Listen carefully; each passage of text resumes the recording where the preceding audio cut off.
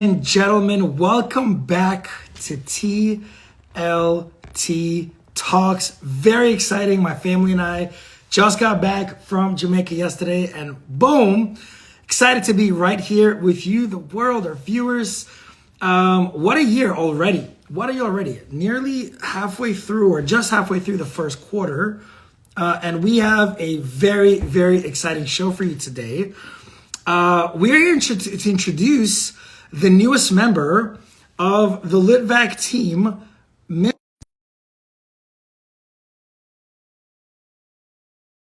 2, 1. Nope, almost there. Let's try this again. There we go. Mr. Stephen McArdle. Good morning, sir. How goes it? Good morning to you. How are you today? Very, very, very tanned, relaxed, ready to roll. Ready to roll. Beautiful tan from. There you go. There you go. Mr. Stephen McArdle is the Litvak's team, newest team member, and our general of the entire rental operation of what we do, official title, head of rentals for the Litvak team. He has been in this industry for nearly 40 years. That's right. He started right from the womb. He came out with an appraisal docket. That's where things started for him. He was an appraiser back in the 80s. And this guy's done it all. He's sold out buildings. He's leased up buildings. He's designed and developed his own building. I mean, our slogan, all of your needs under one roof. And that is literally this man, nearly 1,500 units and over $1 billion of closed sales. So I guess the Litvak team can now say that we've done over $2 billion. Your billion, my billion combined. Pretty good stuff. Well, Stephen, listen, we've known each other for nearly a year now, and I could speak for the rest of the day on how magical you are. But why don't you take a minute and introduce yourself to our audience and to our clientele? Awesome. Well, thank you very much, Eugene. I first and foremost, just really super grateful to be here with you, right? And really present to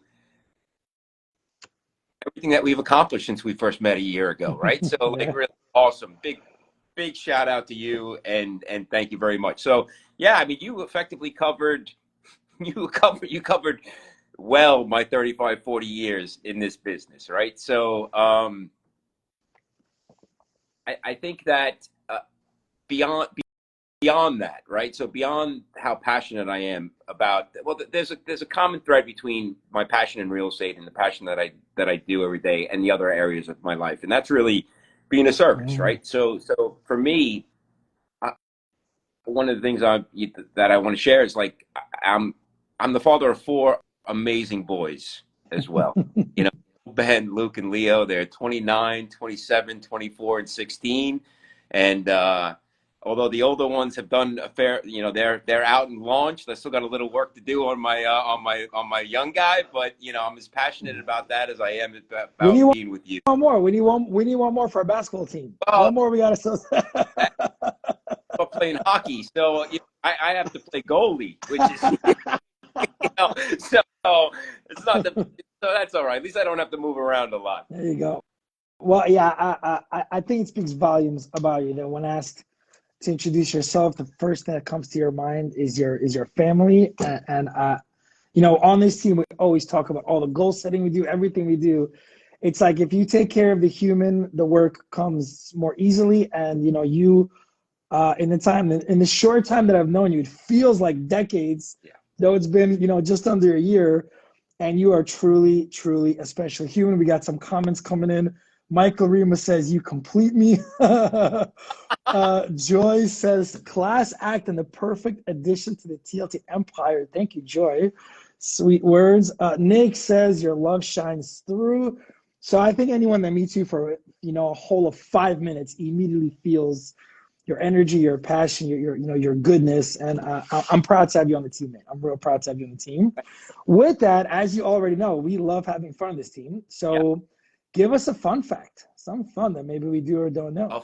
Well, certainly something that people do not know is I grew up a jazz, tap, and ballet dancer in the 80s. Yes, so dance is in my blood, man. So like I've been it's big missing. So I started taking bachata lessons recently, right? So Oh, paired, I love it. I got to Love tell it. you, man, it's a blast. It's a blast. So there you go. So at the next Love it. event or Love it. when we're breaking out the line dances, you can count on me to be leading that electric slide. Oh, That's for sure. here we go. All right. So Zach Burns, when you watch this later, next TLT event, dancing. Let's go. Let's go. Let's go. All right. Well, let's. My friend Eugene says, "Can we see a little bachata basic?" Actually, Eugene is a leading member of a huge dance organization, which also houses the brothers Val and Max from Dancing with the Stars. Val's been on the show before, so maybe there's a collaboration there. Dancing with the Stars meets the Litvak team. I don't know. Papa Janya, I don't know. Maybe. Nick says ballroom champ. It's gonna be a lively show. Well, I'm happy to talk dance all day long, but let's jump into some real estate. So you've been on the team now for, it's literally, I can't believe how fast time flies, almost a year. Tell us so far, you've got so much experience being in so many different organizations, working for yourself. So I'm wondering, what can you share about your experience with our team so far? How's it going so far? I mean, anything you really want to share that stands out for you? Yeah, so many things stand out for me, and yes, I have owned my own brokerage companies. I have worked for major brokerage companies. I have a fair amount of experience in this industry and other industries as well. And I have never, ever come across an environment of, you say it all the time, it's CANI, right? It's constant, ever ending improvement. And you have created a culture of optics and see, this is exactly how I see what you've created. It's the both sides of the same hand. On one side, it's the most incredible systems, optics, the intelligence and the data that you collect and your ability to inform your choices based on that data. And on the other side of that same hand is the commitment and your commitment that everyone fulfill on everything they want in their lives, whether that be private, personal, business, whatever, right? So I have never, like no kidding around, man. Like I've never come across an individual like you or a culture that you have created of both personal growth, development, and fulfillment in all areas of your life, and just crushing business, right? So, like I find myself bouncing out of bed to get inside of my work day. So I haven't had this experience in a really long time, man. It's awesome. You got me blushing, man. Thank you. All right, paid advertising stops. No, thank you. That's so sweet, man. I really. I would say whether I worked with you or not. Yeah. It's just the facts. That's I really do appreciate it. And Stephen, it's really cool. So I belong to the personal development world of Tony Robbins for a really long time, and I went to so many different events. And every time I'd go to an event after the first 5, let's say, because I did, I don't know, 30, 40, whatever. Every time you go with someone and it's their first time, you get to see it through fresh eyes. So every time somebody new joins the team, the one thing I never want to get is overconfident, complacent. Those are sort of my away from values.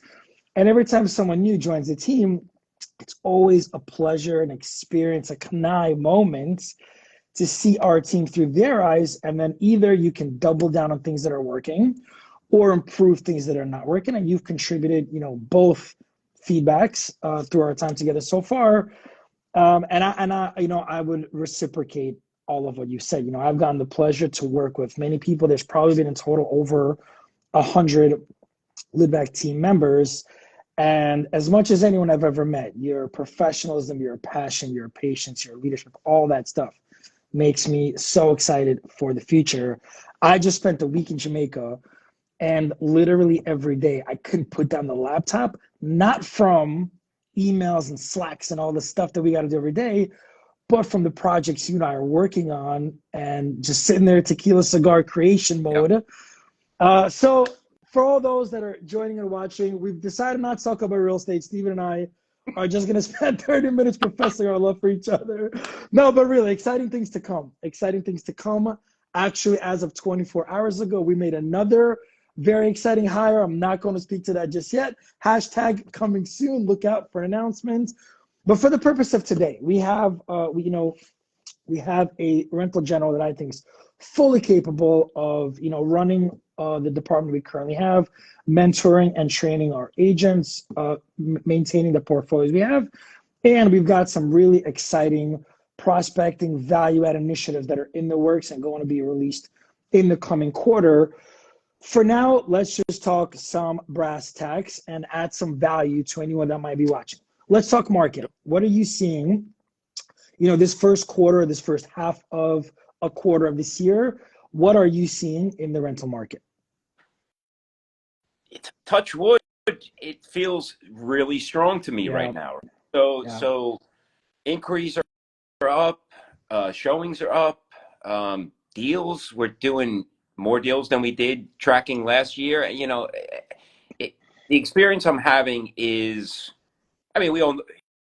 we may not all know, but there are 4 distinctly different times of year that inform the market, right? So you have the slowest times of the year of December, February, then the spring season starts, and there's either less concessions or rents going up in the March, April, May, and then July, August, then you have the summer where we're just jamming, and then it slows down a little bit after Labor Day, and so on and so forth. So my experience, what I'm having with everything that we're tracking, is that we're about a month ahead of schedule, right? So February feels a lot more like a traditional March. So, by all, they're not even tea leaves. It's actually data, right? So it's actually, that's one of the beautiful things about what we do is we track all that. And we have so many listings ourselves that we have, like, it's great that major companies produce this data. We do so much business that we have our own data set. And seeing that, markets feels really strong to me. Yeah, I totally agree. It's one of the coolest thing about, like, when we go and present our services to new clients, it's like when we quote data, we're not quoting the Real Deal, the Wall Street Journal. We just have so many of our own transactions in 3 different boroughs and such a wide array of prices that we're essentially producing our own reporting. And that's really cool. It allows us to track the market in a way that really nobody can. And I'm seeing all the same things. For those watching, we have an asset that's 270 units. That asset's always priced really ambitiously. It's truly a beautiful asset. Every apartment's great. And it normally takes 2 to 3 weeks to rent an apartment in that asset because, we stay pretty firm in the pricing. We're not all that negotiable there. And right now, just last week alone, we signed 4 new leases. We have another asset in Chelsea that similarly, we're pretty price ambitious there. On some of our units, we're collecting over $100 a foot, which is just unheard of. And same thing, we going into February, we had 2 units that were dragging a little bit, and then all of a sudden, boom, both of them went to lease, and a new one came on and went to lease within, I think, 5 business days. And so, yeah, Steven, I'm seeing all the same what you're seeing. I'm feeling like, it's ironic. The sales and rental markets do have implications on one another. And I think part of what's happening is the sales market's really picked up. Last year we thought we were heading for winter, and we were. The second and third quarters were really tough, but going to the fourth quarter, the Fed decided to drop rates and get vocal about continuing to drop rates into the next year. There was an immediate shift of energy in the sales market. And as that starts to happen and inventory starts to get even lower in the sales market, it's not ironic that some people are going to get pushed out of that, move their way into the rental market. And so I think we're seeing some of that implication. Well, with that, I think that's a good segue. For those people, whether they're landlords that own, multifamily buildings, etc., or an individual investor, some of them might own 1 or a few individual condos or co-ops. What are some tips? Anything you might have learned with us thus far, anything in your illustrious career, what are some of the tips or go-tos to maximize on ROI? Yeah, it's a great question. So, and it is distinctly different, right? So for a landlord or multifamily unit owner, embracing the concept of, like, loss leaders, which is in effect one strategy to bring in traffic, right? Ultimately, it's a right, and we have our own internal metrics of what that depending on how many showings and how many inquiries and that are completed each week is a strong indicator to us on whether it's priced right and things of that. But having said that, for landlord, having an expert or people that support them with understanding how to bring in the traffic, and then what do you do with the traffic once it's there, right? So it's like we refer to it as a go route, right? So the irony is that most people don't end up renting the unit that they initially reach out about, right? So get these people into the building, and then you show them the different, and you have a conversation with them, right? Because until you really, and that's another thing that I think that you have created inside of your team, your company, is that ability to like listen for what a client wants or what they, right? So it's inside of those conversations, that exploration of what is, again, back to service, right? Because we're in the service industry. So when we're being service to that client being the tenant as well as the landlord, when we're listening for what matters to them, then we have the ability, okay, great. So I hear you want this. So then we have this unit or that unit. So, and we price and plan, and landlords, it's in their interest to be pricing and planning with that intention in mind, right? So to be able to say, if we start here, that okay, then we have these different options within a certain percentage that maybe this tenant can reach to, or so on and so forth. So for a landlord, I would say that it's really it's an effective planning and strategizing of loss leaders and go routes is what I would say. Yeah, it's so spot on, man. I can't believe that our industry has entered an era where the real estate agent is afraid of the phone. It's still shocking to me. I mean, if you're on our team, that's not available for you. Yeah. It's like if you worked with Ryan Serhant, actually Ryan, I've read his books and I have a lot of respect for the guy. He says that if you want to get really good at real estate, you should do improv classes. You should do comedy. I've got a dear friend, Karen Stone. If you're watching, Karen Stone has taken on a side career hobby of comedy, and she's hysterical, actually. I've seen a bunch of her stuff on social. And so just putting yourself out there and being totally comfortable being uncomfortable, which is totally the words of Tony Robbins. The more comfortable you can be being uncomfortable, the quicker your growth will be. But we know, I mean, for any consumer out there, Bagel Master says, with that face, Eugene can charge more than Tony Robbins. I wish, Bagel Master. I wish. Maybe someday. Maybe someday. So yeah, man, we have, for anyone that's been on Street Easy, you have a safe search, you get pinged, you email, hey, I'd like to see the apartment, and 9.5 out of 10 times, the response is going to be sure, house Saturday at 4:00, or something like that. And there's no there's just, so the truth is when landlords are looking to find a new team, a lot of times the conversation is, well, what are you going to do with a marketing budget? And what are you going to do with SEO? And what are you going to do with Instagram ads? And all that is important, but not nearly as important as how are you going to intake the actual consumer request. How quickly are you going to respond? Are you going to get on the phone? What are the questions you're going to ask? How are you going to treat the lead? And so I think all that gets lost. Also, a lot of what we do is how we structure the listing, right? So let's say John Smith's out there. We use John Smith a lot in our examples. Bagel Master, miss you as well, bud. John Smith has a condo. It's let's say ballpark market average is $5,000. It's a 1-bedroom in Williamsburg. That's our example. Well, John, you've got 3 different ways you can price your apartment, right? You can just list it at $5,000 with a tenant paying the fee. You can list it at maybe $5,500 or so with you paying the fee.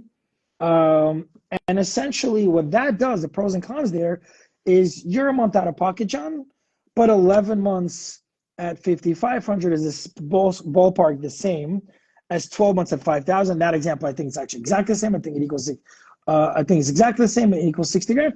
But essentially what happens then is on year 2, when you issue a renewal, there's no more broker's fee. There's no more. And chances are in New York City, people stay for longer than a year because moving is so expensive and inventory so low.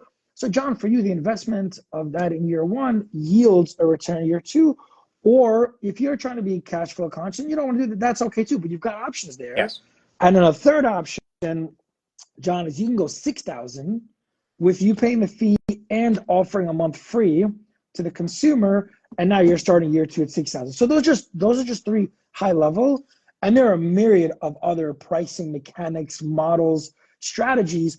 So for John, pretty easy. It's just one of a couple options. For a landlord like that has an asset of 270 units with constantly 20 to 30% turnover depending on the year, as you can imagine, how to manage very well to what you said, the loss leader and the go around, plus all the strategies across an entire building.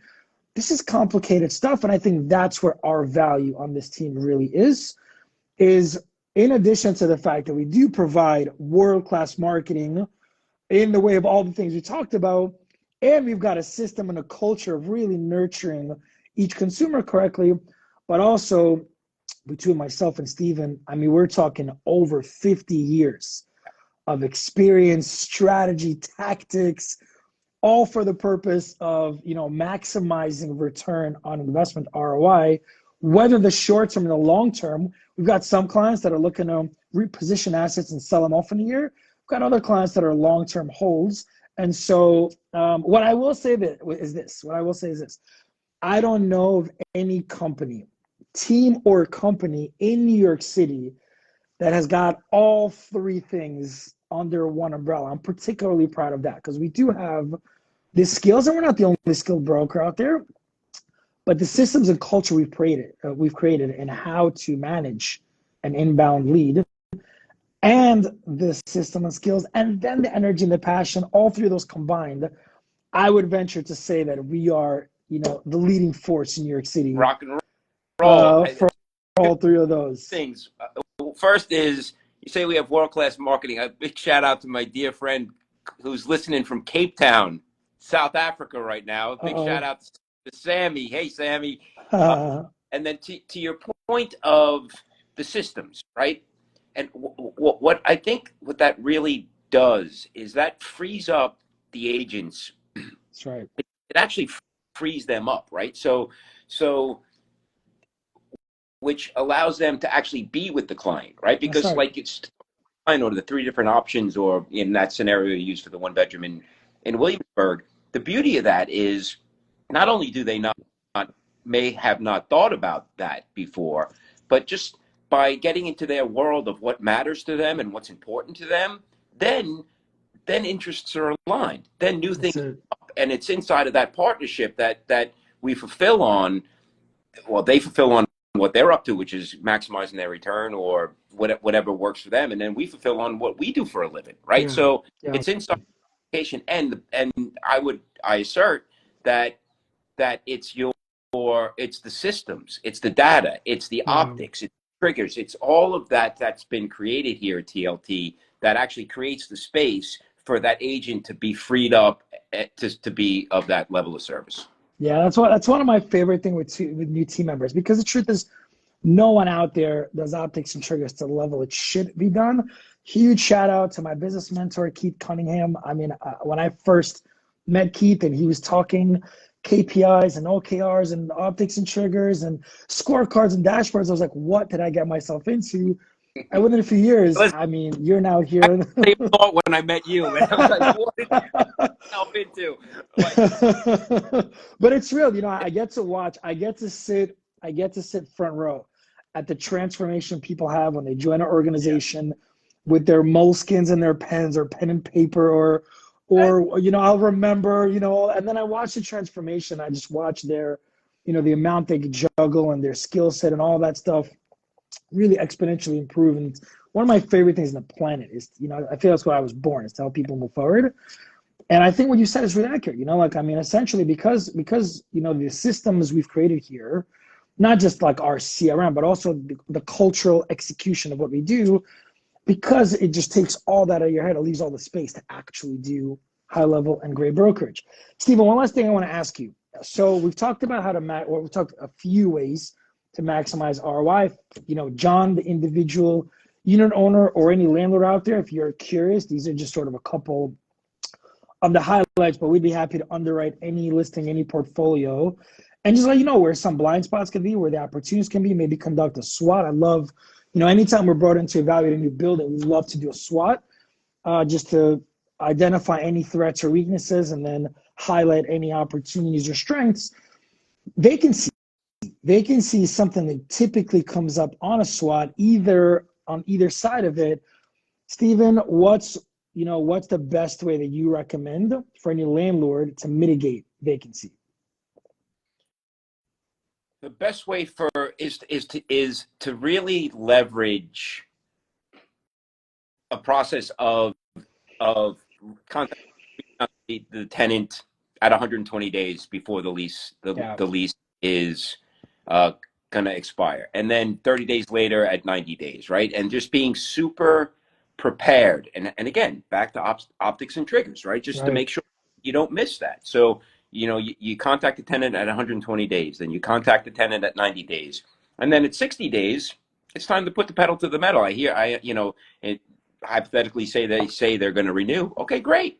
We got 60 days. So execute the agreement. And if not, please know that we're going to start, arranging to start showing the unit, which has a very powerful effect on people. Like when the road, that our experience is that that increases renewal rates and decreases vacancy, and it's that level of preparation that you and I have had this conversation. One of the tenets of my belief system is clarity removes drama, right? That clarity, it's that level of clarity and communication with an appropriate advance time with tenants that I think landlords would absolutely maximize their ROI if they instituted a structure, a process similar to what we were just talking about. Yeah. I think I just want to highlight something you said. For a personal development guy like me to hear a phrase like one of the tenets of my belief system, I got bachata going on between my ears, my friend. What a strong line. One of the tenets of my belief system. What a line. Yeah, look, I cannot tell you guys, for any landlords out there or individual investors, one of the key mistakes that we see is this timeline is not honored or respected. Either the renewals are late. If I own one individual condo, I don't know this stuff likely, or I forget, I just realized, the lease is almost up a couple of weeks before. And I see that happen all the time. More often than not, I see that this timeline is not respected. Even the bigger landlords that have management companies don't honor this system, or they'll send out a notice and forget to follow up or whatever. And even more importantly, the big miss I see is the tenant says they'll renew, and the management or the ownership will just take that as fact. And all of a sudden, it's now 30 days, 20 days, 15 days before lease expires. And is it completely impossible that a tenant changes their mind, life circumstance, they've been shopping around, whatever, and now you get the listing 10 days before expiration, and now you've basically insured at least 1 month of vacancy. So to mitigate that, 120, 90, 60, and as a vehicle of maximizing ROI, days 55 to 35, that's your opportunity to shoot for a big number, for an ambitious number. Come day 35, nothing's there, boom, you drop the hammer, you adjust the price, you get a little more aggressive, fine. But that 55 to 35, that's magic time. Yeah, and it's the compound effect of that magic time, right? That's right. To renewal, and then you really start to see the increase in value of your asset when you're capping out. Like these small increases aren't so small when they add up, and the impact on a cap rate to capitalizing the value, it's profound. Yeah, it is profound. So in summary, Stephen, welcome to the team. What an official, you've been here for a while, but this is our official welcoming party to the world. What an absolute pleasure to meet you, to work with you. So exciting for the future. For the folks out there, think rent roll, think loss leaders and go routes, think world-class marketing, think how do I structure my listing? It's all complicated. You don't need to fully understand it. Just call us. We're happy to explain it. vacancy is like a cancer, right? And so make sure you're doing everything you need to be doing to mitigate vacancy. That's the 120, 90, 60, 55 to 35 days out. That's magic time for trying a bigger number. And then, just think about your vacancy as a reflection of your price. And so if you get to 35, drop the hammer, make the adjustments, get it rented, because by day 20, you've basically insured, more or less insured some vacancy.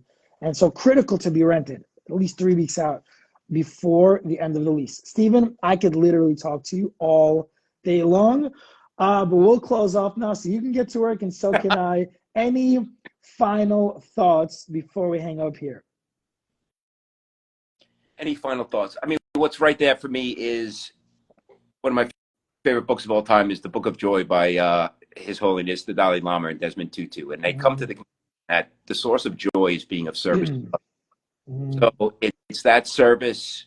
So yeah. So like, and that's what we're talking about. We're talking about providing a service. We're talking about fulfilling on what people want through service. And I'm just really grateful to be lockstep with you in the service of others and what we do for a living. It's awesome, man. Thanks for having me. Love it. Love it. I don't even know what to say. You know what? For the first time in TLT Talks history, for my final thoughts, I'm speechless. Stephen, really an honor to work alongside you, sincerely. And it feels incredible to have another senior veteran real estate mind on this team to add value, not just to our stakeholders, but to all of our clients. And so you guys don't see it, but this guy's working 15-hour days to get caught up. I mean, it's really, really A player all the way, man. All right. Anyways, everybody, have an amazing week. Stephen, a pleasure. Take care, everyone. And with any questions of any kind, email us. I'm always here for you guys. Have a good one, everyone. Bye-bye. Hey, everybody.